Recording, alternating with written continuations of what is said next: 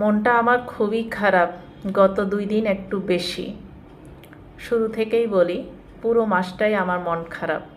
5 August যদি আমরা দেশ থেকে স্বৈরাচার মুক্ত হয়েছি, স্বাধীন একটা নতুন রাষ্ট্রে আমরা প্রবেশ করেছি। তো মনটা খারাপ এখন। যেটা প্রথমেই বলা দরকার সেটা হচ্ছে আমার শহর ফেনী, আমার জেলা ফেনী বন্যা কবলিত। পাশাপাশি আমাদের পূর্বপুরুষ নোয়াখালী এবং আমাদের প্রতিবেশী কুমিল্লা বন্যায় কবলিত। আমরা সবাই এটা জানি। এই বিশেষ কারণটাতেই বেশি মন খারাপ। এমন একটা সময়ে আমি ঢাকায় অবস্থান করছি।